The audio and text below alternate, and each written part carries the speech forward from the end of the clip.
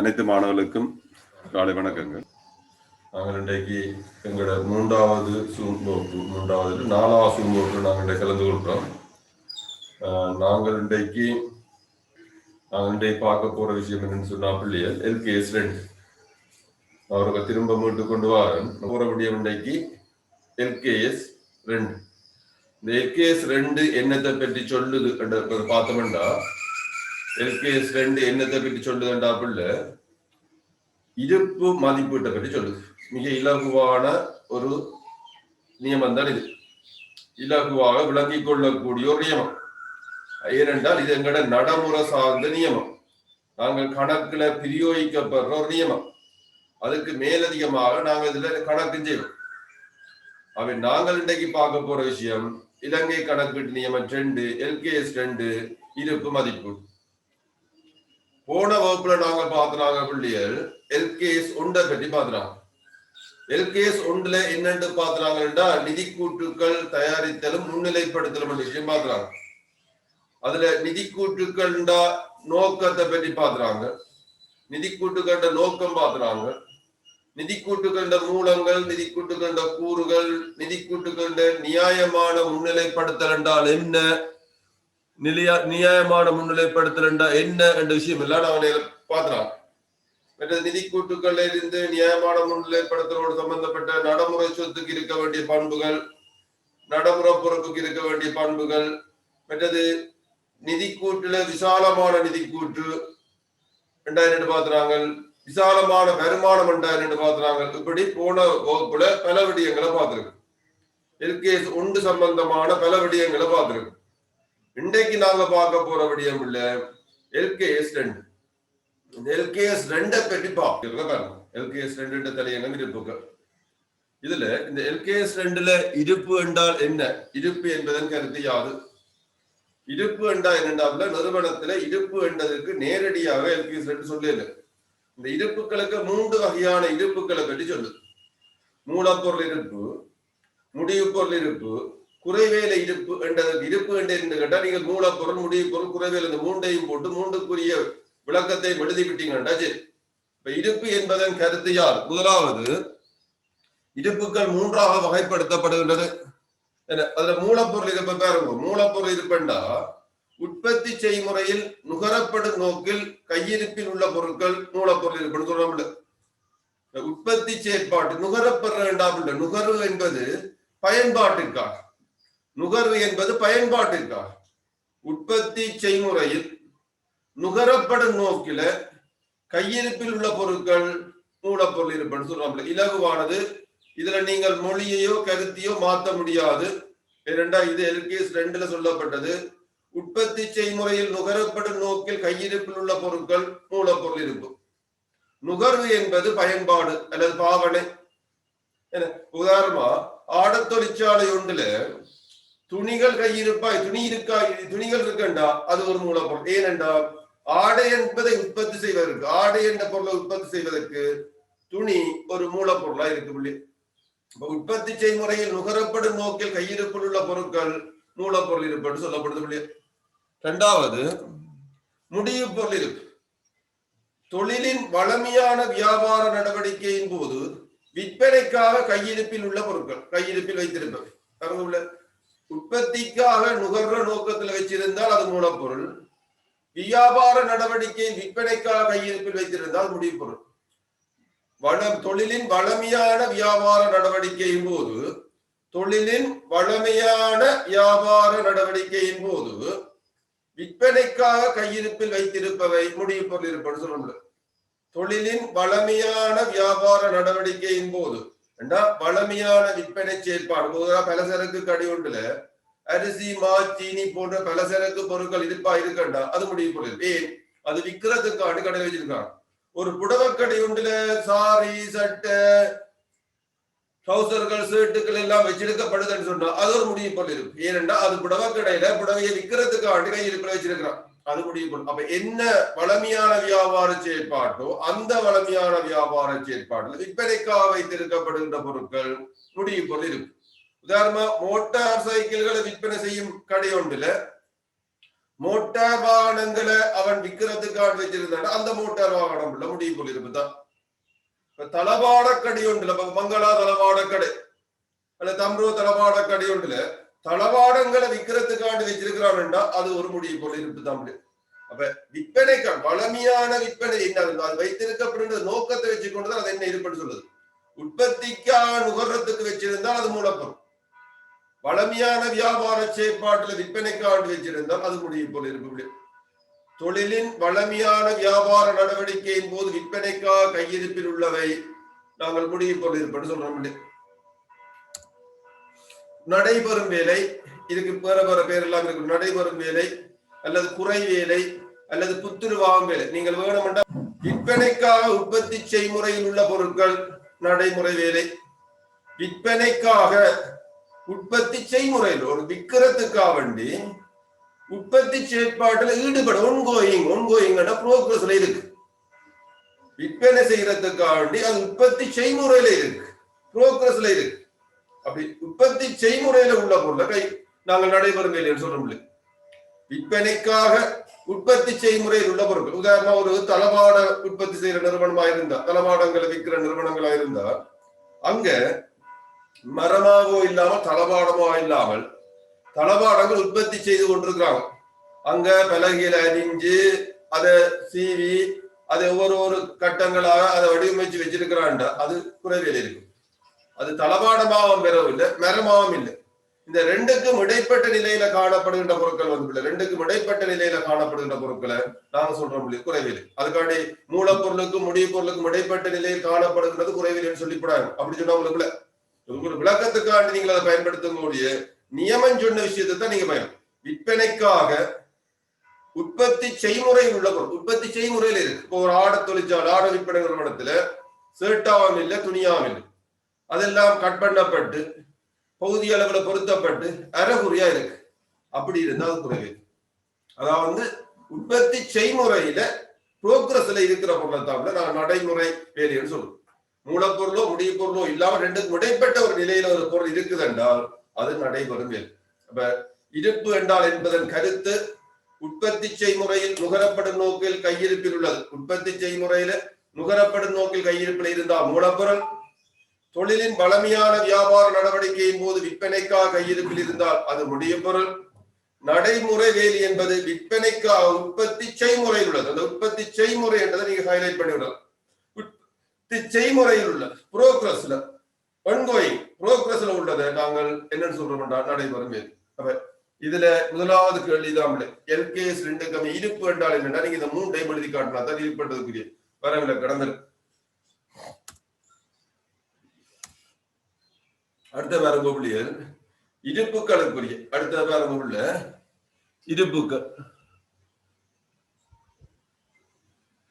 இருப்புக்கள் வந்து புள்ளியல் இருப்புக்கள் வந்து கணிப்பிட அடிப்படைகள். அடிப்படை இருப்புக்கள் மதிப்பிடப்படும் அடிப்படைகள். இருப்புக்கள் வந்து 2 அடிப்படையில மதிப்பிடலாம். இருப்பு மதிப்பிடப்படும் அடிப்படை ஒன்று. இது உங்களோட டியூட்டர் கொஞ்சம் பின்னுக்கு வருது, நான் இதுல முன்னுக்கு போட்டு உங்களோட டியூட்டர் பின்னுக்கு வருது, கடைசியா வருது. இருப்பு மதிப்பிடப்படும் அடிப்படை. இருப்புக்கு வந்து 2 பருமதி இருக்கு. நான் அடிப்படையில வியாபார கணக்கிலே தொடர்ந்து பார்த்து கொண்டு வரோம். ஒன்று இருப்புகளின் கிரிய பருமதி, நிகர தேறக்கூடிய பருமதி. நிகர தேறக்கூடிய பருமதி, தேறிய தேறத்தக்க பருமதி அல்லது நிகர தேறத்தக்க பருமதின்னு சொல்லுவாங்க. இருப்புகளுக்கு 2 பருமதி இருக்குது. ஒன்று இருப்புகளின் கிரிய பருமதி, அடுத்தது நிகர தேறத்தக்க பருமதி. நிகரக்கூடிய பருமதி, தேறிய தேறத்தக்க பருமதி அல்லது நிகர தேறத்தக்க பருமதி, 2 பருமதி. இந்த 2லும் குறைந்த பருமதியை இருப்பாக கருதப்படும். இருப்பு மதிப்பிடப்படும் அடிப்படை, இருப்பு கணிப்பிடப்படும் அடிப்படை, இருப்பு எடுக்கப்படும் அடிப்படை என்ற ஒரு கேள்வி வந்தால் இது கூட டியூட்ல பின்னுக்கு கடைசி இதுல இருக்கு. இது ஒரு பழைய பேப்பர்ல கேள்வியா கேட்டு வச்சிருக்கான். இருப்பு மதிப்பிடப்படும் அடிப்படை, இருப்பு கணிப்படை, இருப்பு எடுக்கப்படும் அடிப்படை, இருப்பின் பெருமதிகளும் பின்ன அடிப்படையில் எடுக்கப்படும் 2 பருமதி. இருப்புகளின் கிரியம் நிகர தேறத்தக்க பருமதி, நிகர தேறத்தக்க பருமதி 2 பருமதி இருப்புகள் எடுக்கலாம். இருப்புகளில் 2 வேல்யூ இருக்கு. 2 வேல்யூ. ஒரு பொருளுக்கு பாருங்க கொள்விலை விற்பனை விலை 2 விலை இருக்குல்ல. ஒன்று வாங்கின விலை, ஒன்று விற்கிறதுக்கான விதிவிலை. 10 ரூபாய்க்கு வாங்கிருக்க 12 ரூபாய்க்கு விற்க போறோம்டா, 10 ரூபா இந்த கொள்விலை 12 ரூபாய் விற்பனை. அதே மாதிரி இருப்புக்கு 2 பருமதி இருக்கு. ஒன்று இருப்புகளின் கிரிய பருமதி, இருப்புகளின் நிகரத்தக்க பருமதி. கிரியம் என்றா என்ன, இரண்டாவது நிகரத்தக்க பெறுமதி என்றா என்ன, கிரியத்துல உள்ளடக்கப்படுகின்ற விடயங்கள் என்னன்றது இருக்கப்பா. இருப்புகளின் கிரியத்தையும் இருக்க பாருங்க, மிக முக்கியமான விஷயம். இருப்புகளின் கிரியம் என்றா இருப்புகள் என்ற இந்த கொள்வனவு கிரியத்துடன் பாருங்க, இருப்புகள் என்ற கிரியம் என்றதுக்குரிய விளக்கத்தை இதை அப்படியே நீங்கள் ஒப்புவிக்கணும். குறிக்கப்பட்ட இடத்துக்கு அல்லது விற்பனைக்கு அல்லது உற்பத்திக்கு தயாராக கொண்டு வர ஏற்படும் சகல கொள்வனவு கிரியங்களுடன் நிலைமாற்றல் கிரியங்களும் அத்துடன் தற்போதைய நிலைக்கு கொண்டு வர ஏற்பட்ட ஏனைய கிரியங்களை உள்ளடக்கிய பெறுமதி கொள்வனவு கிரியமாகும்.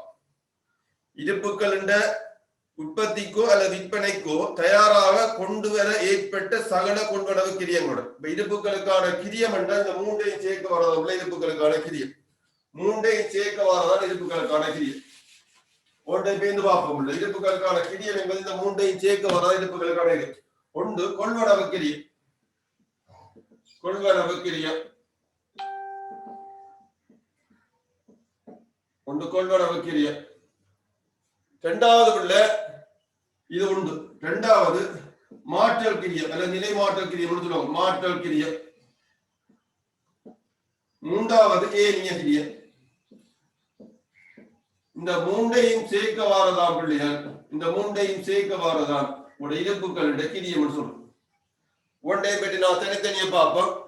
இருப்புகளின் கிரியம் என்பது ஒரு பொருளை உற்பத்திக்காக சில மூலப்பொருள் இருப்பு கிரியம் என்று கேட்கலாம், அல்ல முடிவு பொருள் கிரியம் என்று கேட்கலாம். அதுக்காக சொல்லப்பட்டிருக்காரு, குறிக்கப்பட்ட இடத்திற்கு அல்லது விற்பனைக்கு அல்லது உற்பத்திக்கு தயாராக கொண்டு வர ஏற்படும் சகல கொள்வனவு கிரியங்கள். அப்ப முதலாவது கொள்வனவு கிரியம். கொள்வனவு கிரியம் என்னன்னு பார்ப்போம். இந்த பற்றி பார்ப்போம். இருப்புக்களை உற்பத்திக்கோ அல்லது விற்பனைக்காகவோ கொள்வனவு செய்து அதன் நிறுவனத்துக்கு கொண்டு வர ஏற்பட்ட சகல கொள்வனவு கிரியங்களும் அதோட நிலைமாற்றல் கிரியங்கள் இதெண்டா என்னென்ன அடுத்த கிரியங்களை பார்ப்போம். சக ஏனிய கிரியங்கள். இந்த மூன்றையும் கூட்டி வாரதான் பிள்ளைகள் இருப்புக்கள் என்ற கிரியம் சொல்றோம். உதாரணமா நான் கொழும்புல ஒரு பொருளை 100 ரூபாய் செலவழிச்சு வாங்குறேன், அதை கொண்டு வாரத்துக்கு 2 ரூபாய் செலவு. அப்ப அங்க கொள்வனவு கிரியங்கள் 102 ரூபாய். அந்த பொருளோட கொள்வனவு கிரியம், கொள்வனவு செய்யறது 100 ரூபாய்க்கு, அதை கொண்டு வாரத்துக்கு ஏற்பட்டது 2 ரூபாய், அப்ப 102 ரூபாய் கொள்வனவு கிரியம். அதை நாங்கள் மாற்றல் கிரியம் வேண்டாம்ல, அதை நாங்கள் குறிக்கப்பட்ட உருவத்திலேயோ இடத்திலேயோ மாற்றத்தை ஏற்படுத்துவதற்கு ஏற்பட்ட மாற்றல் கிரியம் 10 ரூபாய், ஏனிய கிரியம் 2 ரூபாய். அப்ப உலகத்தையும் கூட்டி விட்ட வேண்டாம்ல 114 ரூபாய். அது கொள்வனவு கிரியம் சொல்றோம். கொள்வனவு கிரியத்தோட நிலைமாற்றல் கிரியம், நிலைமாற்றல் கிரியம் என்னன்னு சொல்ல போறோம் பின்னுக்கு வாரப்படி அதை நான் சொல்றேன். நிலைமாற்றல் கிரியத்தை ஏனிய கிரியத்தையும் கூட்டி வாரது பிள்ளைகள் கொள்வனவு கிரியம் கிரியம் சொல்றோம். இருப்புகளின் கிரியம் என்பது இலங்கை கணக்கீட்டு நியமம் 2 கமிய இருப்புகளின் கிரியம் என்பதிலிருந்து நீர் கருதுவது யாது? இலங்கை கணக்கீட்டு நியமம் 2 கமிய இருப்புகளின் கிரியம் என்பதிலிருந்து நீர் கருதுவது யாதென்றா இருப்புகளின் கொள்வனவு கிரியத்துடன் நிலைமாற்றல் கிரியத்தையும் அதன் ஏனிய கிரியத்தையும் கூட்டி பெறப்படுவது இருப்புகளின் கிரியம் என்று சொல்லி நீங்க நேரடியாக விட சொல்லு. இதுதான் கொஞ்சம் அளவு தமிழ்ல இதுல போட்டிருக்கு. குறிக்கப்பட்ட இடத்துக்கு அல்லது விற்பனைக்கு அல்லது உற்பத்திக்கு தயாராக கொண்டு வர ஏற்படும் சகல கொள்வனவு கிரியங்களுடன் நிலைமாற்றல் கிரியங்களும் அத்துடன் தற்போதைய நிலைக்கு கொண்டு வர ஏற்பட்ட ஏனிய கிரியங்களையும் உள்ளடக்கிய பெறுமதி தொக்கின் இருப்புகளின் கிரியமாகும். இதுல இருப்புகளின் கிரியத்தில் உள்ளடக்கப்படுவது என்ன? இருப்புகளின் கிரியத்துக்கு என்னென்ன விஷயம் பெறலாம்? இருப்புகளின் கிரியத்துக்கு 3 இருக்கு. ஒன்று கொள்வனவு கிரியம், நிலைமாற்றல் கிரியம், ஏனிய கிரியம். கொள்வனவு கிரியம், நிலைமாற்றல் கிரியம், ஏனிய. இந்த 3ஐயும் பற்றி நீ விரிவா பார்க்கணும். இதுல பாருங்க, கொள்வனவு கிரியம் என்றா என்னன்னு பாருங்க. கொள்விலையுடன், அதான் நான் சொன்ன கொழும்புல ஒரு பொருளை 100 ரூபாய்க்கு வாங்குறேன், அதான் கொள்விலையுடன் சகல கொள்வனவு செலவினங்களும் கூட்டப்பட்டு கழிவுகளும் மானியங்களும் தள்ளுபடிகளும் கழிக்கப்பட்டு வரும் பெறுமதி ஆகும். இதுல வேற ஒரு கொள்ளனவு செய்யறா 100 ரூபாய்க்கு, அதுல சில நேரத்துல அதை கொண்டு வருவதற்கு ஏற்பட்ட சகல கொள்ளனவு செலவினம் நீங்க கொள்ளனவோட கூட்டுவீங்க பிளஸ் சொல்லி, அதான் கொள்ளனவு செலவு. உதாரணமா சொல்ல போனா உட்சுமை கூலி, சுமையர கட்டணம், சுங்கத்தீர்வை, கப்பற்கேள்விகள் இப்படி என்று சொல்லப்பட்ட சகல கொள்ளனவு செலவினம். அது கொள்ளனவு செய்யப்பட்ட பொருளை நிறுவனத்துக்கு கொண்டு வர ஏற்பட்ட அந்த சகல கொள்ளனவு செலவினங்களை கூட்டி வாரதுவர் 100 ரூபாய்க்கு வாங்கி அதை கொண்டு வர எங்களுக்கு 110 ரூபாய் முடியுது எடுப்போம். கொள்ளனவு செலவெல்லாம் சேர்க்கிறோம். அதை ஏத்துறதுக்கு அவனுக்கு கொடுக்குறவனுக்கு கூலி, இறக்குறவனுக்கு கொடுக்குறவனுக்கு கூலி, அதை வாகனக்காரனுக்கு கொடுக்குற கூலி, அப்படி சகல செலவினங்களையும் கூட்டுற. அதான் கொள்வனவு கிரியத்துடன் சகல கொள்வனவு செலவுகள். கொள்வனவு செலவு உங்களுக்கு தெரியும், கொள்வனவுக்குள்ள கூட்டுற எல்லாம் கொள்வனவு செலவு. அந்த இதோட கூட்டி வர அதுல ஹஜ்ஜில எங்களுக்கு ஏதாவது கழிவுகள், மானியங்கள், தள்ளுபடிகள் கிடைக்கலாம். சொல்லுவங்களுக்கு இந்த 100 ரூபாய் பொருளுக்கு 10% வியாபார கழிவு தான், அதை கழிக்குவோம். அரசு சொல்லுது இந்த பொருளுக்கு 2 ரூபாய் மானியத்தை நான் தாரணும், அதையும் கழிக்குவோம். தள்ளுபடி ஏதாவது கிடைச்சு அதையும் கழிப்போம். அப்ப கொள்வனவோட இது ஏதாவது மானியங்கள் அல்லது கழிவுகள் அல்லது தள்ளுபடிகள் ஏற்படுமா இருந்தா அதை கழிச்சு போட்டு வாரது கொள்வனவு. இப்ப கொள்வனவு கிரியத்துக்கு சமன்பாடு சொன்னா, கொள்வனவு கிரி நீங்க இதுல இணைச்சு விடலாம், இதுல சமன்பாட்டை நீங்க இணைக்கலாம். டியூட்ல கொள்வனவு கிரியத்துக்குரிய சமன்பாடு தான் கொள்வனவு கிரியம் சமன். சமன்பாடு தான் இதுல நோட்ஸா தான் இருக்கு. கொள்வனவு கிரியம் சமன், கொள்வனவு கிரியம் சமன் கொள்விலை. கொள்விலை என்று சொன்னா வாங்குற விலை. கொள்விலை சக கொள்வன சகட கொள்வனவு செலவினம், உட்சுவை கூலி, சுமையிறக்க கட்டணம், சுங்கத்தீர்வை, கப்பற்கள் சொல்லப்பட்ட சகல கொள்வனவு செலவினங்கள். கொள்வனவு செலவினங்களை கூட்டுற, கொள்வனவு செலவுகளை கூட்டி அதுல இருந்து செய்ய கழிவுகள், சக மானியங்கள், சக தள்ளுபடி, இதுவரை இருந்தா சில இல்லாம இருக்கலாம். அப்படி இருந்தா அதை கழிச்சு போட்டு வர தள்ளுபடி, மானியம், கழிவுகள், மானியம், தள்ளுபடி. அப்படியேதான் இதை கொள்வனவு செய்ய உங்களுக்கு மானியம் அல்ல, அரசாங்க மானியம், உர மானியம் கொடுக்கும். அது மாதிரி சில இடத்துல வியாபார கழிவுகள் ஏதாவது தள்ளுபடிகள், விடுதொகைகள் ஏதாவது கிடைக்கலாம். அப்படி வந்தா அதை கழிச்சு போட்டு வாரதாம் கொள்வனவு நல்ல தெளிவா வச்சிருக்கும். கொள்விலையோட வாங்கின விலையோட அதை கொள்வனவு செய்யப்பட்ட பொருளுக்கு ஏற்பட்ட சகல கொள்வனவு செலவினத்தையும் கூட்டி இப்படியான மானியங்கள், வியாபாரம் அது இருந்தா தான் கழிக்கும். இல்லை அது இருக்க வேண்டியது பார்க்கலாம். நடுவோம் இருந்தா அதை கழிச்சு போட்டு வார கொள்வனவு. இப்ப கொள்வனவு கிரியப்பட உங்களுக்கு எப்படியா விளங்குது? வாங்கின விலையோட கொள்வனவு செலவினத்தை கூட்டி பாக்குற ஒரு பொருள் கொள்வனவு செய்யற 400 ரூபாய், அதுக்கு கொள்வனவு செலவினமா ஏற்றி ரக்க சுவை, ரக்க சுங்கத்தீர, கப்பற்கள் எல்லாம் சேர்த்து 50 ரூபாய் கொடுக்குறோம், 450 ரூபாய். அதுல இருந்து எங்களுக்கு ஒரு வியாபார கழிவு 40 ரூபாய் கழிக்குது. 10% கழிச்சு ஒரு வியாபார கழிவு. இப்ப நீங்க சும்மா 40 ரூபாய் வியாபார கழிவு, மானியம் ஒன்றும் இல்லை. அப்ப 450 ரூபாய் கூட இந்த மானியமோ அல்ல இந்த வியாபார கழிவோ 40 கழிச்சு போட்டு வர 410 தான். அது இந்த கொள்வனவு 400 ரூபாய் கொள்விலை, 50 ரூபாய் கொள்வனவு செலவுகள் கூட்டி வார இந்த 450 இருந்து அதுக்கு ஏற்படுகின்ற கழிவு, வியாபார கழிவா இருக்கலாம்,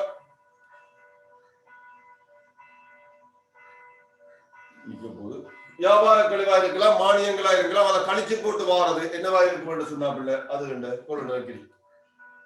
கொள்விலையுடன் சகல கொள்வனவு செலவுகளும் கூட்டப்பட்டு கழிவுகளும் மானியங்களும் தள்ளுபடிகளும் கழிக்கப்பட்டு வெறும் பெறுமதியாகும். அப்ப கொள்வனவு கிரியம் மிக தெளிவா விளங்குகிறது. இரண்டாவது நிலை மாற்றம் கிரியம். நிலை நிலை ஸ்டேட் நிலை மாற்ற கிரியம். நிலை மாற்ற கிரியம் இது மூலப்பொருளுக்கு சொல்றதை விட மூலப்பொருளுக்கு சொல்றதா மிக பொருத்தம். எல்லா முதல் சொன்னது முடிவு பொருளுக்கு சொல்றது, இது மூலப்பொருளுக்கு இந்த நிலை மாற்ற மூலப்பொருளை வச்சு சொல்றதா இன்னும் விளக்குறது கூட. உற்பத்தியில் மூலப்பொருளை முடிவு பொருளாக மாற்ற ஏற்படும் நேரடி செலவுகளும் உற்பத்தி மேல்நிலைகளையும் நிலைமாற்றல் கிரியங்களா. உற்பத்தி மேல்நிலை நிலைமாற்ற கிரியம் படிவாங்க உள்ள ஒரு மூலப்பொருளை முடிவு நிலை மாறும். நிலை என்ன? மூலப்பொருளா இருந்தது முடிவு பொருளா நிலை மாறும், அது ஸ்டேட் மாறும். இப்ப துணியா இருந்தது ஆடியா மாறும். அப்ப துணியா இருந்தது ஆடியா மாறைக்குள்ள அந்த மாற்றத்தை ஏற்படுத்தக்கூடிய இந்த நேரடியா ஏற்படுகின்ற செலவுகளும் சில மானியங்களை உள்ளடக்க மானியம் சொல்லக்கூட மேல்நிலைகளை உள்ளடக்கினது நிலை மாற்ற கிரியம். மூலப்பொருளை முடிவு பொருளா மாற்றியக்கில்ல வடிவாய்ந்தோ மூலப்பொருளை முடிவு பொருளா மாற்றியக்கில்ல அதுக்கு ஏற்பட்ட அந்த உற்பத்தியில் ஏற்பட்ட நேரடியா ஏற்பட்ட செலவுகளும் அதை விடப்பட்ட சில மேலதிகமா ஏற்படக்கூடிய அந்த உற்பத்தி மேல்நிலைகளையும் கூட்டி வாரது உள்ள இது நிலை மாற்ற கிரியம். உதாரணம் ஒன்று சொன்னா உங்களுக்கு விளங்கும். நான் ஒரு ஆடை உற்பத்தி செய்யற நிறுவனம், நிலை மாற்ற கிரியத்தை ஆடை உற்பத்தி செய்யற நிறுவனம். நான் துணியை வாங்கி இருக்கிறேன், 800 ரூபாய்க்கு ஒரு துணி வாங்கி இருக்கிறேன். 800 ரூபாய் இது கொள்ளளவு கிரியத்துக்கு வந்துடுது. அதை விடுங்க, கொள்ளளவு கிரியத்துக்கு வந்துடுது. 800 ரூபாய் துணி வாங்கி இருக்கு படிவாக்க. அந்த துணியை இப்ப நான் ஒரு ஷர்ட்டா மாத்த போறேன். ஷர்ட்டா மாத்துறவனுக்கு நான் தையல் கூலி கொடுக்குறேன் ஒரு 300 ரூபாய். இதை விட உற்பத்தி மேல்நிலைன்னு சொல்லி கொண்டு வாரப்பில்லை. அதை தைக்கல அந்த தைக்கிறவனுக்கு கொடுக்கப்படுற கூலியை விட அதுக்கான அந்த தையல் கிடைக்கக்கூடிய வாடகை, தையலுக்கு செய்யப்படுகிற பொறிக்குரிய மின்சாரம், அப்படியான உற்பத்தி மேந்தலை உற்பத்தி கடை படிச்சுட்டீங்க. அதுல உற்பத்தி மேந்தலை நேரி செலவு, இது நேர் செலவு கூலி. நேரி செலவுன்னு சொல்லப்படுற உற்பத்தி மேந்தலை வந்து ஒரு 200 ரூபாய் ஏற்படுச்சு. இப்ப அந்த ஷர்ட் விலை எவ்வளவு வேண்டா 800 ரூபாய் மூலப்பொருள் வாங்கி தையல் கூலி 300 ரூபாய் கொடுத்து ஏனிய மேந்தலை 200 ரூபாய், உற்பத்தி மேந்தலை 200 ரூபாய், 1100 200 1300. இப்ப ஷர்ட் கிரியம் எவ்வளவு வேண்டா 1300 ரூபாய். இதுல கேள்வி என்ன வருதுண்டா மாற்றல் கிரியம் அவ்வளவு. மாற்றல் கிரியம் வேண்டா இது ரெண்டு தான் மாற்றல். இந்த நேரடியா ஏற்பட்ட இந்த நேர்கூலியும் இந்த உற்பத்தி மேந்தலையும் உள்ளடக்கிற இந்த ரெண்டு தாம்பிள்ல என்னவா இருக்குமாண்டா மாற்றல் கிரியம், நிலை மாற்றல் கிரியம். இது துணி, இது ஷர்ட். துணி என்ற நிலையில இருந்து ஷர்ட் என்ற நிலைக்கு உற்பத்தி மாறி இருக்குது. அந்த மாற்றத்துக்கு உதவினவை யாருன்னா இவர் ரெண்டு பேருங்க. அந்த மாற்றத்தை ஏற்படுத்தின காரணம் இவர் ரெண்டு பேருங்க. இந்த ரெண்டு பேரையும் கூட்டி விட்டா வாரதுள்ள நிலை மாற்றல் கிரியம். அப்ப நிலை மாற்றல் கிரியம், மாற்றல் கிரியம் இது மாறுங்கிரியம் வேறு. மாற்றல் கிரியம் மாறுங்கிரியம் கன்ஃபியூஸ் பண்ணிக்கூடாது. மாறுங்கிரியத்தை பற்றி நான் முகாம கணக்குல மாறுங்கிரியம் என்பது வேற, மாற்றல் கிரியம் என்பது வேறு. இப்ப நாங்கள் கதைச்சு கொண்டு வந்தது மாற்றல் கிரியம். மாறுங்கிரியம் வேறு, அது நிலையான கிரியம் மாறுங்கிரியம் வேறு விஷயத்துல வச்சு பார்ப்போம். இப்ப நான் நிலை மாற்றல் கிரியம், அதாவது மாற்றல்ன்றதுக்கு முன்னுக்கு ஒரு அடமொழியை போட்டு சொல்லுவோம். நிலை மாற்றல் கிரியம். அப்ப மாறுங்கிரியம் 300, இது நேர்கூலி. அடுத்தது உள்ள இது உற்பத்தி மேல், இந்த ரெண்டையும் கூட்டவாறதான் மாற்றல். மாற்றல் கிரியம் மாற்றல் கிரியத்துக்கு அப்ப என்ன பெறக்கூடாண்டா மூலப்பொருள் கிரியம் பெறக்கூடாது. ஏனென்றா மூலப்பொருள் கிரியம் கொள்வனவு கிரியத்துக்கு வந்துருக்கு. இது முடிவு பொருள் 1800 ரூபாய்க்கு துணி வாங்கி ஷர்ட்டா மாத்த எனக்கு 1300 ரூபாய் முடிஞ்சிருக்கு. அப்படி என்று சொன்னால் இதுல இந்த மாற்றத்தை ஏற்படுத்துவதற்கு பங்களிப்பு செய்தது ரெண்டு பேர். ஒன்று சில நேர்கூலியோட புற நேர் செலவு சொல்லப்பட்ட தனி உரிமை கட்டணங்கள் ஏதாவது. அது நேர்கூலி மட்டும்தான் இல்லை, நேரடி செலவு. நேரடி செலவு என்ன, ஒன்று நேர் மூலப்பொருளை விட்டம் என்றால் நேரடி செலவு ரெண்டு தானே விரும்பல. ஒன்று நேர்கூலியும் புற நேர் செலவு. அந்த நேர் செலவு உற்பத்தி மேந்தல், உற்பத்தி மேந்தல் நமக்கு இந்த நேர் செலவு வாரம் இல்ல. தொழிற்சாலை வாடகை, தொழிற்சாலை காப்பீடு, தொழிற்சாலை மின்சாரம், எரிபொருள் மின்சாரத்தை அல்லது கூட உற்பத்தி மேற்பார்வையாளர்கள் அப்படின்னு சொல்லப்பட்ட எல்லா உற்பத்தியோடு சம்பந்தப்பட்ட எல்லா மேந்தலைகளையும் நாங்கள் சேர்க்க வாரம் இந்த நேர் செலவோட உற்பத்தி மேந்தலை கூட்ட வாரம் மாற்றக்கு. உங்களுக்கு ஒரு நிலை மாற்றக்கு நீங்கள் ஒரு சமன்பாட்டை போமலா விடுங்கோ. ரெண்டு சமன்பாடு சொல்ற எழுதி வைங்கோ. ஒன்று முதலாவது நேரடி செலவு, உற்பத்தியோடு சம்பந்தப்பட்ட நேரடி செலவு. என்ன நேரடி செலவுண்டா நேர்கூலி பிளஸ் ஏனிய நேர் செலவு. நேர்கூலி பிளஸ் ஏனிய நேர் செலவு, அதான் நேரடி செலவு. மூலப்பொருள் தவிர்ந்த மூலப்பொருள் நேர் செலவு அதரக்கூடாது, மூலப்பொருள் பெறக்கூடாது. மூலப்பொருள் தவிர்ந்த எடுப்படுங்க. மூலப்பொருள் தவிர்ந்த நேரடி செலவுகள் சக உற்பத்தி மேந்தல். இது வந்து நிலை மாற்றல் கிரியம். எழுதி உங்க சமன்பாட்டை. மூலப்பொருள் தவிர்ந்த நேர் செலவு இத பிரிச்சா நேர்கூலியும் ஏனிய நேர் செலவு. அடுத்தது உற்பத்தி மேந்தலை. உற்பத்தி மேந்தலை என்றால் உங்களுக்கு தெரியும் நேரி செலவு. இந்த ரெண்டையும் சேர்க்க வாரது நிலை மாற்றல் கிரியம். இந்த ரெண்டையும் சேர்க்க வாரது நிலை மாற்றல் கிரியம். இந்த சூமாவுக்குள்ள கூட சில நேரத்துல இந்த சூமாவுக்கு 40 நிமிஷம் தான் அவன் எலக்கேட். இடையில நின்று திரும்ப ஜாயின் பண்ண வேண்டி வரும். இப்ப நீங்க அதுக்கு தயாரா சில நேரத்துல கட் பண்ணி திரும்ப ஜாயின் பண்ணுவேன். அதுக்கான நீங்க விட்டுட்டு இடையில விட்டுட்டு போற முடிஞ்சாண்டு ஒரு கட் பண்ணி திரும்ப அதுக்கு தயாராகும். இப்போ 40 நிமிஷத்துக்கு மேல சூமாவுக்கு அனுமதி இல்லை. நாங்கள் அதை கட் பண்ணி திரும்ப ஒருக்கா ரிப்பீட் பண்ணி தான் எடுக்க வேண்டியிருக்கு. சரியா? அதுக்கான நின்று வேலைகளை நீங்க காத்திடுவோம். அடுத்தது நேரடி செலவு என்று சொல்லப்பட்ட நேர்கூலி தனி உரிமை கட்டணமும் உற்பத்தி மேந்தலையும் கூட்ட வாரத்துல மாற்றக்கு. இதை இன்னொரு மொழியில சொன்னா, இன்னொரு சமன்பாடுல சொன்னாவில், அதாவது உற்பத்தி கிரியத்திலே உற்பத்தி கிரியம் 1300 அதுல இருந்து நேரடி மூலப்பொருளை மூலப்பொருளை கழிச்சு விட்டாலும் இல்ல மாற்றல் கிரியம் பேரல. இந்த சமன்பாடு இதை வச்சு கொண்டு பாருங்க. 800 ரூபாய் துணி, இது ரெண்டும் சேர்ந்து மாற்றல் கிரியம் 500 ரூபாய், இது 1300. அப்ப இதை இந்த சமன்பாட்டுல போட்டு முதலாவது சமன்பாட்டுல நேரடி செலவு மூலப்பொருள் தவிர்த்த நேரடி செலவு 300 ரூபாய், உற்பத்தி மேந்தலை 200 ரூபாய். அப்ப நிலைமாற்றல் கிரியம் 500 ரூபாய். நிலைமாற்றல் கிரியம் இது இந்த சமன்பாட்டுல நிலைமாற்றல் கிரியம் இருக்கு. இந்த சமன்பாடு வச்சு சொன்ன வேண்டாம். உற்பத்தி கிரியம் 1300 ரூபாய். இதான் எல்லாத்தையும் சேர்த்து அதுல இருந்து நேரடி மூலப்பொருள் 300 ரூபாய், நேரடி மூலப்பொருள் சொல்லி 800 ரூபாய். அப்ப 1300 இருந்து 800 கழிச்சு விட்டா 500 ரூபாய் மாற்றல் கிரியம். அப்ப இந்த மாற்றல் கிரியத்தை ரெண்டு வகையில எடுக்கலாம். இல்ல ஒன்று இந்த நேரடி செலவை உற்பத்தி மேந்திரையை கூட்டவாரதும் மாற்றுக்கிரியம் தான். அல்லது உற்பத்தி கிரியத்திலிருந்து நேரடி மூலப்பொருளை கழிச்சு விட்டாலும் மாறும். இந்த நேரடி மூலப்பொருள் தவிர்ந்த ஏனிய நேரடி செலவு, நேர்கூலியும் ஏனிய நேர் செலவு, அதையும் உற்பத்தி மேந்திரையும் கூட்டவாரதும் நில மாற்றுக்கிரியம் தான். நேர்கூலி ஏனிய நேர் செலவையும் கூட்டவாரதும் உற்பத்தி மேந்திரை மாற்றுக்கிரியம் தான். அல்லது உற்பத்தி கிரியத்தில இருந்து இந்த நேரடி மூலப்பொருளை கழிச்சு போட்டு வாரதும் ரெண்டு பக்கத்துல பார்த்தாலும் மாற்றுக்கிரியம் 5 தாங்க. உங்களுக்கு கொள்ளளவு கிரியம் சொல்லி போட்டு சமன்பாட்டை எழுதுவீங்கோ, சமன்பாட்டை எழுதி வச்சு கொண்டு வாங்க. அடுத்தது ஏனிய கிரியம். குறித்த இருப்பினை தற்போதைய நிலைக்கும் இடத்திற்கும் கொண்டு வர ஏற்படும் கிரியங்கள் ஏனிய கிரியங்கள் சொல்றோம். ஏனிய கிரியங்கள் தாப்புல அந்த 2 தாப்புல முக்கியமான கிரியம்.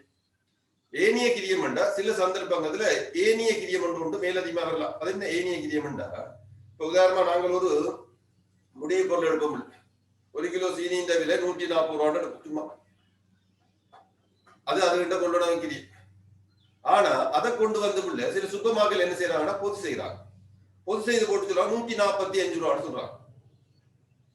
அப்ப அந்த சீனி என்ன விலைக்கு நான் வாங்குறேன்டா கொள்ளளவு செய்ய 145 ரூபா கொடுத்து வாங்க. அதான் இந்த அதுக்குள்ள என்ன வருதுண்டா 140 ரூபாய் சீனியின் விலை 5 ரூபாய் அதுகிட்ட பொது இடம் கிரியம் வருது.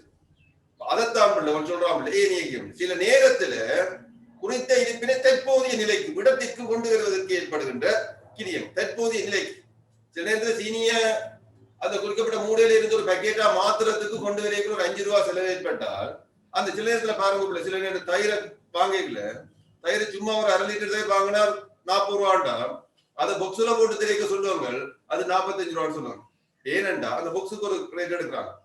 அப்படியான செலவுகளை தான் நான் சொல்றோம் இல்ல ஏனிய கிரியம். அப்ப அப்படிப்பட்ட செலவுகளும் சில நேரத்துல எங்களுக்கு வரலாம். ஒரு முடிவு பொருளோட சம்பந்தப்பட்ட செலவுகளா வரலாம். அது உருவத்துல அதை கொஞ்சம் கவர்ச்சிகரமான முறையில் நாங்கள் விற்கவளுக்கு கிடைக்கல, அதை ஒரு இதுல பொக்ஸ்ல அடைச்சோ அல்லது ஒரு பெட்டியில போட்டோ நாங்கள் எடுக்கல, அதுக்கு ஒரு செலவு வரலாம். அதனால் தான் குறித்த இருப்பினை தற்போதைய நிலைக்கும் இடத்திற்கும் கொண்டு வர ஏற்படுகின்ற கிரியங்களை ஏனிய கிரியங்கள் சொல்லுவோம். அப்படி ஏனிய கிரியங்கள் வந்தால் அதையும் நாங்கள் இதோடு சேர்க்கணும்.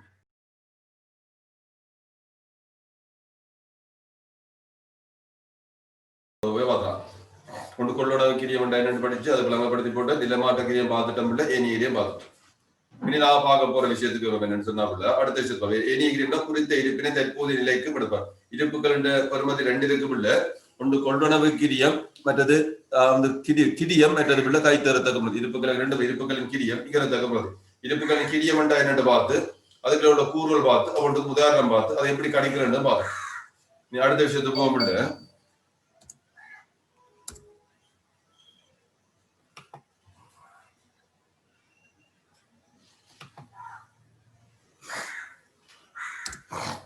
சரி, இருப்புகளின் கிரியத்தில் உள்ளடக்கப்படாதவை என்று கேள்வி. இது அண்மை காலத்தில் பேப்பர்ல வந்த வடிவாக பணியும். இருப்புகளின் கிரியத்துக்கு உள்ளடக்கப்பட வேண்டாம் 3: கொள்ளுணவு கிரிய, நிலைமாற்ற கிரிய, வினீர்.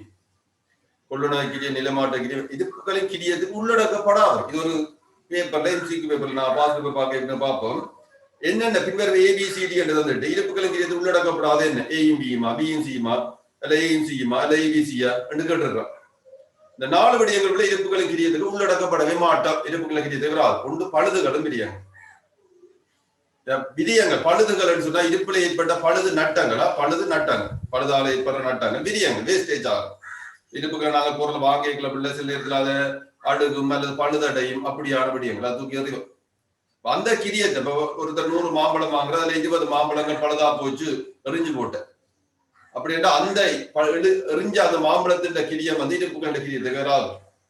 இருப்புகள பழுதுகளும் விரியங்கள் களஞ்சியப்படுத்தி ஸ்டோரேஜ். இப்ப களஞ்சியத்துல இருப்ப வச்சிருக்கிறோம்டா அதை களஞ்சியப்படுத்தி வைக்கிற செலவுல இருப்புகள கிரியத்துக்கு, களஞ்சியப்படுத்தி வைக்கிற செலவு இருப்புகள கிரியத்துக்கு இல்ல. களஞ்சியப்படுத்தும் செலவு, களஞ்சிய காப்புறுதி, களஞ்சிய வாடகை, களஞ்சிய மின்சாரம், அப்படி ஆன களஞ்சியப்படுத்துவதோடு சம்பந்தப்பட்ட செலவு இருப்புகள கிரியத்துக்கு வராது. அது ஒரு நிர்வாக செலவு அரும்பு. அது இருப்புகள உற்பத்தி கணக்குகள் வராது, இருப்புகள கிரியத்துக்கு வராது. நிர்வாக மேந்தலை நிர்வாகத்துல பணியாற்ற ஊழியர்களுக்குரிய கணக்காய்வு கட்டணங்கள், இயக்குனர் சம்பளங்கள், அப்படிப்பட்ட நிர்வாக செலவினங்கள் இருப்பிட இதெல்லாம் உற்பத்தி எல்லா கிரியங்களும் இருப்பினைக்கு இதுக்கு வராதனங்கள். அடுத்தது விற்பனை செலவு, விற்பனையோடு சம்பந்தப்பட்ட செலவு, விளம்பரம், அப்படி போன்ற விடயங்கள் இதுக்குள்ள வராது. இருப்பிண்ட கிரியத்துக்குள்ள வராத விஷயம் என்னன்றதை நீங்க ஞாபகத்துல வச்சிருக்கோம். இந்த 4 விடயங்கள் இருப்பிண்ட கிரியத்துக்கு வராது. ஒன்று பழுதுகளும் விரியங்களும் பெறாது, பழுதுகளும் விரியங்களும் பெறாது. மைக்கு போட்டுல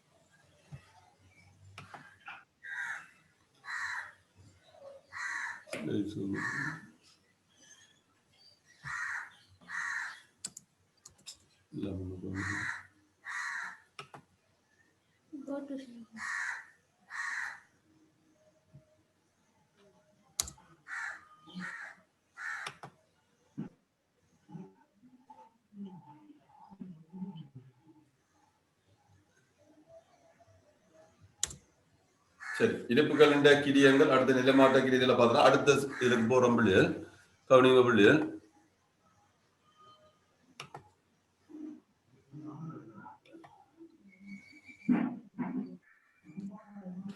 பழுதுகளும் விரியங்களும் களஞ்சியப்படுத்தும் செலவு நிர்வாகமேந்திரங்கள் விநியோகத்தில் இந்த 3 இருப்புகளை கிரியதுக்கு வராகும். அடுத்தது நியமத்தின்படி இருப்புகளின் பெறுமதியை மதிப்பிட பயன்படுத்தப்படும் முறை.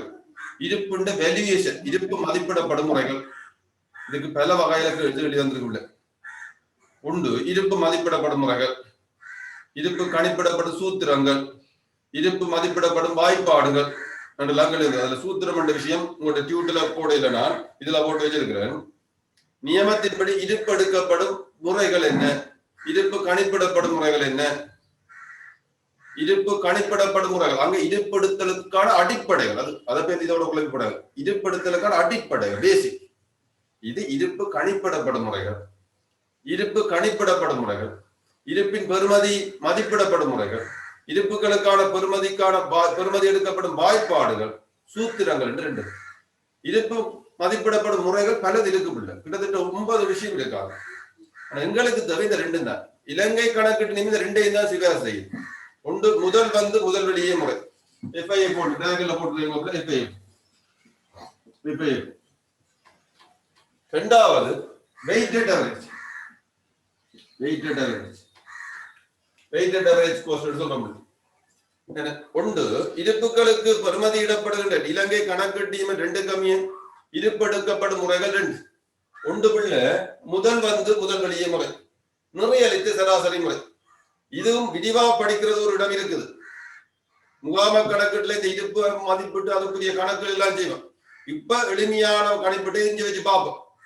முதல் வெளியே முறை, நிறையளித்த சராசரி முறை என்ற 2 முறை இருக்கு. இதுக்குரிய நோட்ஸுகள், இதுக்குரிய கணிப்பீட்டை பற்றி நாங்கள் முகாம கணக்கிட்டு ஆழமா பார்ப்போம். இப்ப அது எளிமையான விளக்கத்தை கொண்டு பெற்றுக்கொண்டு இதுல போக முடியும். எளிமையான விளக்கத்தில் இதுல நான் இதுல நோட்ஸ்ல இதுல போட இல்ல பிள்ளை, முகாம கணக்கிட்டு இதுல நோட்ஸ்ல இல்லை, ஞாபகத்துல வச்சிருக்கோம். இருப்பு கணிப்பிடப்படுகின்ற, இருப்பு மதிப்பிடப்படுகின்ற சூத்திரங்கள் இல்ல வாய்ப்பாடுகள் இல்ல முறைகள் என்று கேட்டா ஒன்று முதல் வெளியே முறை. அடுத்தது நிறையளித்த சில, இதை விட கணக்கு இருக்க முடியாது, எங்களுக்கு தேவையில்லை. இப்ப கேள்வி இப்படித்தாங்க, இலங்கை கணக்கீட்டு நியமம் 2 கம்மிய இருப்பு கணிப்பிடப்படும் சூத்திரங்கள் 2 வை அல்ல இருப்பு மதிப்பிடப்படும், இது 2 தான் நியமத்தால் சிகார் செய்யப்பட்டது. இதை விட எப்போ இல்லை, எப்போ கடைசி முதல் வெளியே முறை, எளிய சராசரி முறை, நிறையளித்த சராசரி முறை, பரிவகால எளிய சராசரி முறை, பரிவகால நிறையளித்த சராசரி முறை, அடுத்து முதல் வெளியே முறை, நியம விலையிடல் முறை, அடிப்படை விலையிடல் முறை என்று 9 விலையிடல் முறைகள் கிட்டே இருக்கு. அதெல்லாம் அவங்களுக்கு தேவை. எங்கட ஏழுக்குல்ல எங்கட நியமத்தினால சிவார் செய்யப்பட்ட இது 2 தான். ஒன்று முதல் வெளியே முறை எப்போ, இரண்டாவது வெயிட்டட் அவரேஜ் கோஸ்ட், நிறையளித்த சராசரி வெளியே முறை. இப்ப பாப்போம் நாங்கள் இந்த முதல் வெளியே முறை என்றா என்னன்னு பார்ப்போம். முதல் வெளியே முறை என்றா என்னன்னு பார்ப்போம். முதல் வெளியே முறை இதை நீங்க சும்மா எளிமையா விளங்குங்கோ. இதை பற்றி பின்னுக்கு இன்னும் நாங்க விரிவா பார்ப்போம். இதுலயும் முதல் வெளியே முறைக்கு கணக்கு போட்டு வச்சிருக்கிறேன், பின்னுக்கும் கணக்கு வெளியே பாருங்க. ஒரு அந்த முதல் வெளியே முறை இருக்கா பார்ப்போம், ஈஸியா வச்சு சொல்லணும். இப்ப ஒரு நிறுவனம் பொருளை வாங்கு, கவனிங்க வடிவா 2 ஜனவரி 2020 ஒரு 400 அலகுகள் ஒவ்வொன்றும் 20 ரூபாய் விலையில வாங்கும். 2 ஜனவரி 2004 20 ரூபாய் அப்படி வாங்குறோம். 5 ஜனவரி 2020 திரும்ப ஒரு 300 அலகுகளை வாங்குறோம். ஒவ்வொன்றும் 30 ரூபாய் அப்படி வாங்குறோம். 10 ஜனவரி 2020 நாங்கள் ஒரு 600 பொருளை விநியோகம் செய்யறோம். வளங்கள் செய்யறது, வாங்குறது வளங்கள் செய்யறது. இப்ப இந்த வாங்கப்பட்ட பொருட்கள் 2 தடவை வாங்கிருக்கிறோம். 2 ஒரு விலையிலையும் வாங்க இல்லை, வேற ஒரு விலையில வாங்கிருக்கிறோம். ஜனவரி மாசம் 2ஆம் தேதி 20 ரூபாய் அப்படி வாங்கிருக்கிறோம். அடுத்தது ஜனவரி மாசம் 5ஆம் தேதி 30 ரூபாய் அப்படி வாங்கிருக்கிறோம். 300 அலகு. அப்ப எங்களுக்கு ஒரு கேள்வி வருது, இந்த 600 அலகு எப்படி கொடுக்குறது, எந்த அடிப்படையில கொடுக்கிறது, எந்த விலையில வளங்கள் செய்யறது? இருப்புக்களை நாங்க விநியோகம் செய்யும் போது எந்த விலையிட எந்த விலையில வழங்குறது? எப்போ என்ன சொல்லுதுண்டா, நீ முதலில் வந்த பொருளை முதலிலே வழங்கல் செய். முதலில வந்த பொருளை அவருக்கு முதலாவது முன்னுரிமை கொடு. 2ஆவதா வந்த பொருளை அதுல மிச்சம் இல்லையென்று சொன்னா 2ஆவதா வழங்கப்பட்ட பொருளை போய் வழங்கலை செய். முதலில் வந்த பொருட்களை முதலிலும், 2ஆவதா வந்த பொருளை 2ஆவது, 3ஆவதா பொருள் வந்த பொருளை 3ஆவது என்ற அடிப்படையில, இது அடிப்படை 2 அடிப்படையின் கீழ் விலையிடப்படும் முறைதான் முதல் வந்து முதலில். இப்ப நிறுவனம் 300 பொருளை வழங்கியிருந்தால் மேல உள்ள 400 இருந்து நாங்க கொடுத்துருக்கோம். ஆனா வழங்கினதோ 600 பொருள். அப்ப முதல்ல வந்த பொருள் எவ்வளவு வேண்டாம், 400. இப்ப முதல் 400 பொருளை தான் நாங்கள் இந்த வளங்களுக்கு முன்னுரிமை கொடுக்கும்.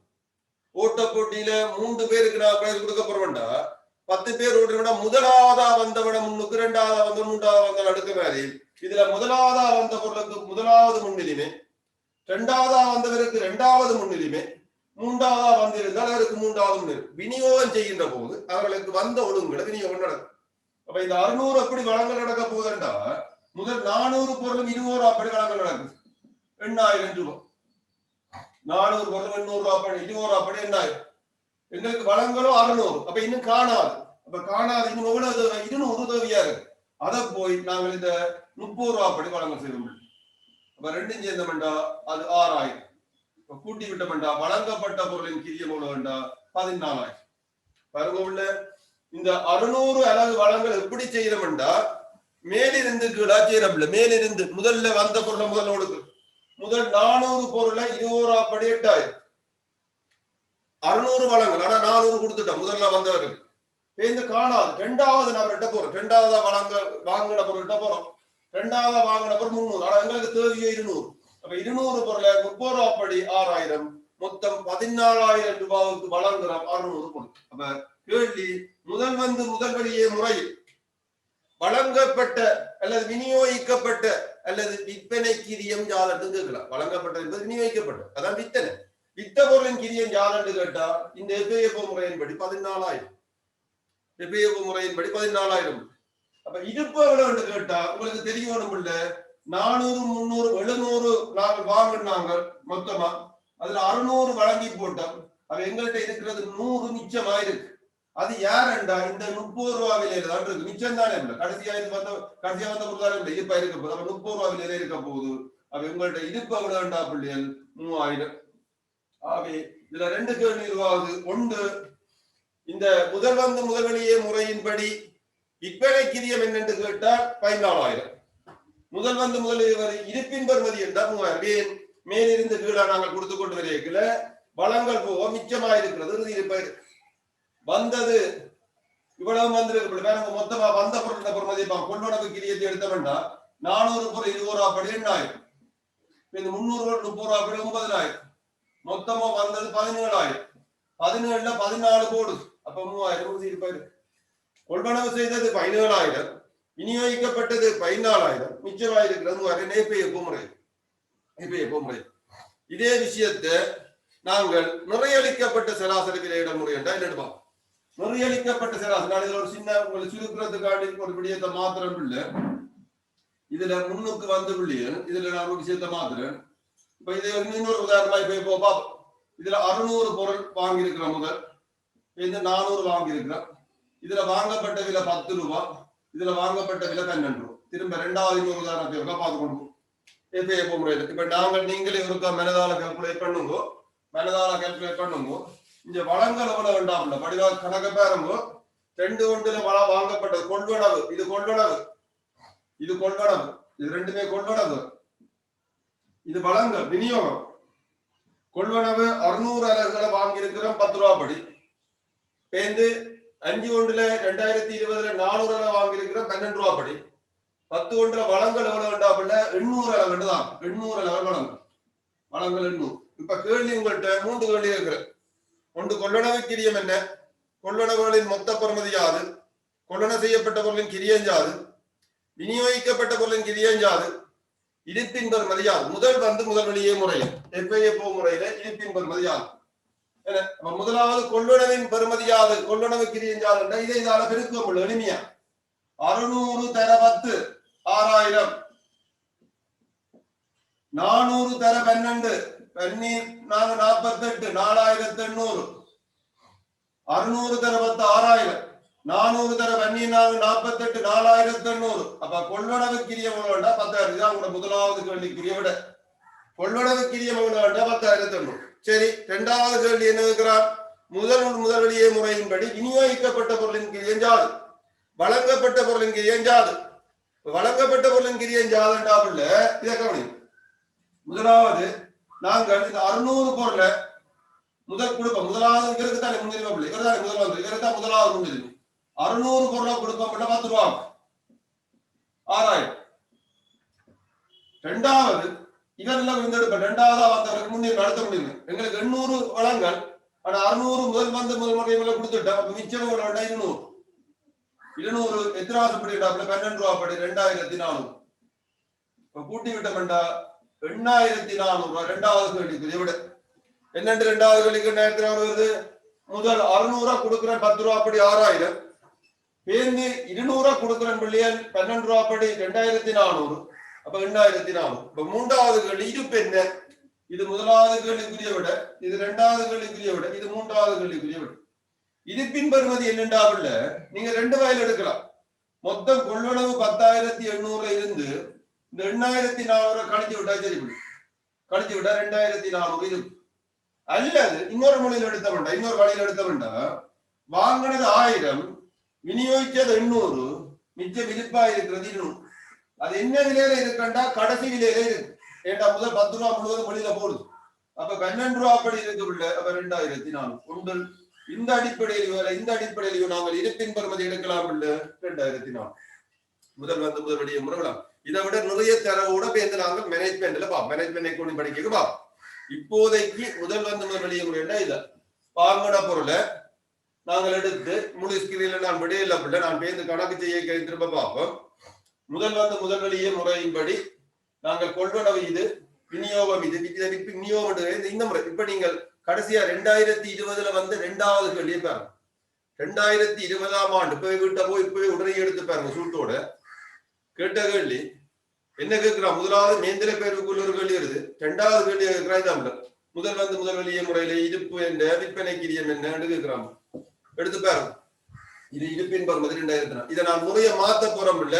நிறையளிக்கப்பட்ட சராசரி விலையிட முறை. நிறையளித்த வெயிட்டட் அவரேஜ் நிறையளித்த சராசரி.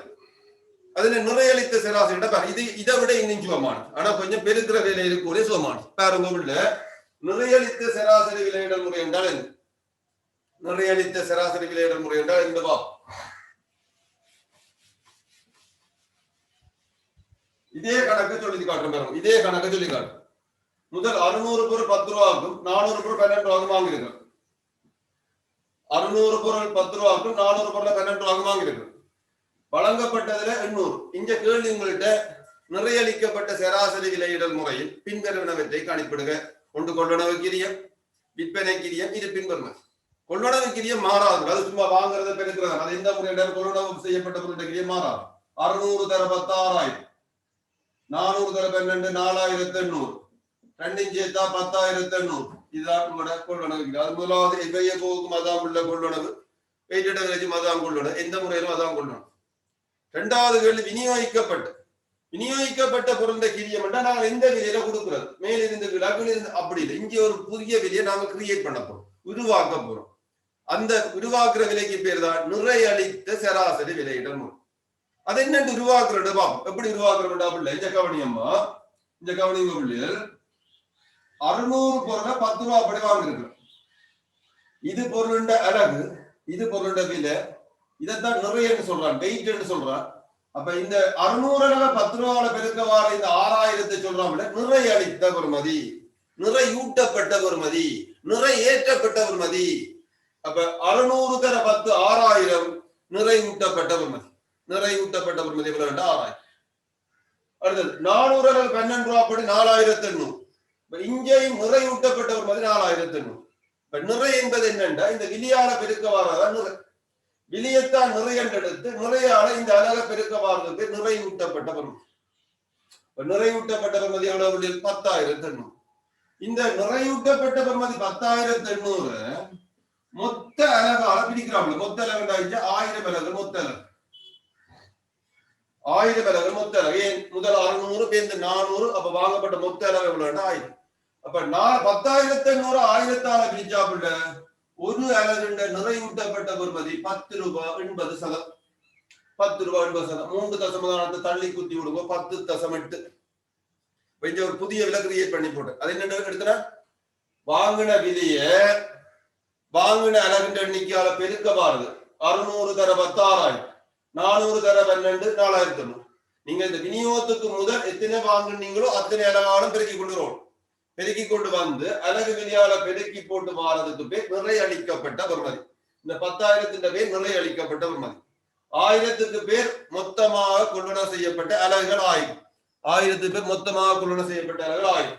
10,800 1000ஆல பிரிக்க வாரதுக்கு பேர் நிறை அளிக்கப்பட்ட விலை. நிறை அளிக்கப்பட்ட விலை 10 ரூபாய் 80. சரி, இப்ப நாங்கள் நிறை அளிக்கப்பட்ட சராசரி விலை என்றா இதுதான். அப்ப வழங்கப்பட்ட பொருள் எவ்வளவுண்டா இங்க 800 எடுத்து நாங்கள் இந்த 10 ரூபாய் 80 பெருக்க போறோம். ஒரு விலையெல்லாம் இங்க பெருக்கிறோம். எப்ப போல 2 விலை எடுத்து இங்க அப்படி ஒரு விலையால பெருக்கிறோம். 10ஆல பெருக்கிறா தெரியும் இல்ல 8000 ஒன்று தெரியும். 80 பெருக்கிறா 864 640 தெரியும் இல்ல 8640 ரூபாய். என்னண்டு வருது? 800 தர 10 8000, 800 தர 8 864 640 ரூபாய். அப்ப 8640.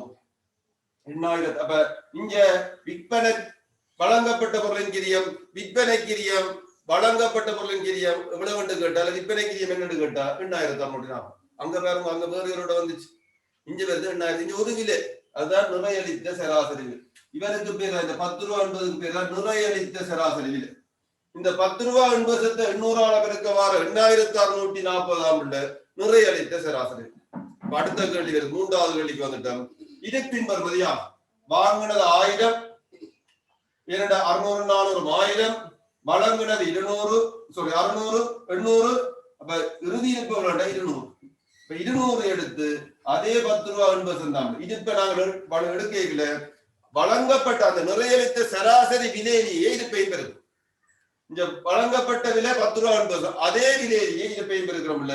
இப்ப 200 தர 10 2000, 200 தர 2 16 160. அப்ப 2160. இதான் பிள்ளை இறுதி இருப்பு. இதை ரெண்டையும் கூட்டி பாருங்க பிள்ளை.